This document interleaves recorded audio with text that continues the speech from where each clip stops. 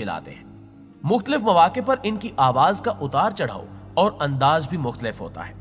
आमतौर पर भेड़िए शाम के झटपटे के वक्त ज्यादा चिल्लाते हैं। अगर मुकम्मल खामोशी हो तो इनकी चीख 16 किलोमीटर दूर तक सुनी जा सकती है।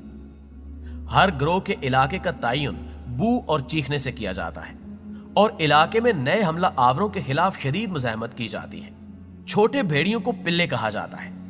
इनके पिल्ले मौसम बहार में पैदा होते हैं और वो अपनी मां के साथ तकरीबन 4 हफ्तों तक रहते हैं। मादा एक ही वक्त में 5 या 6 पिल्लों को जन्म दे सकती है।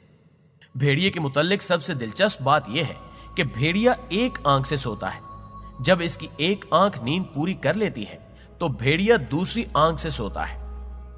जख्मी भेड़िया अपने रेवड़ से छुप कर रहता है, वरना दूसरे भेड़िए उसे मार कर खा जाते हैं।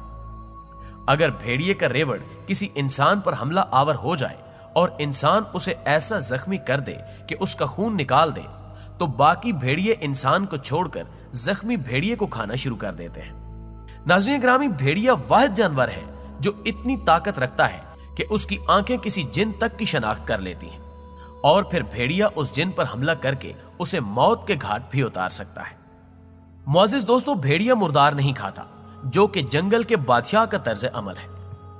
भेड़िया अपनी महरम मादाओं पर नजर भी नहीं डालता और इस मामले में यह बाकी जानवरों से बिल्कुल मुख्तलिफ है। यानी ये अफजाइश नस्ल के लिए कभी भी अपनी मां या बहन का जोड़ीदार के तौर पर इंतखाब नहीं करता। भेड़िया अपनी शरीके हयात का इतना वफादार होता है कि उसके अलावा किसी और मादा से ताल्लुक नहीं रखता। इसी तरह मादा भी भेड़िए के साथ वफादारी करती है। भेड़िया अपनी औलाद को पहचानता है क्योंकि इसके मां और बाप एक ही होते हैं। जोड़े में से अगर मादा मर जाए तो नर और नर मर जाए तो मादा अपने साथी की मौत के मकाम पर 3 माह तक खड़े होकर मातम करते हैं।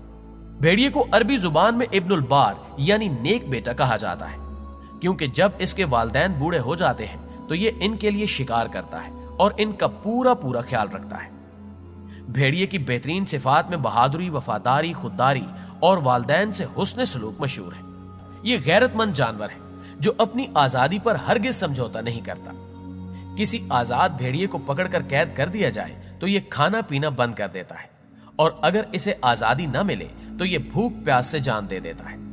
इसीलिए तुर्क अपनी औलाद को शेर की बजाय भेड़िए से तशबीह देते हैं।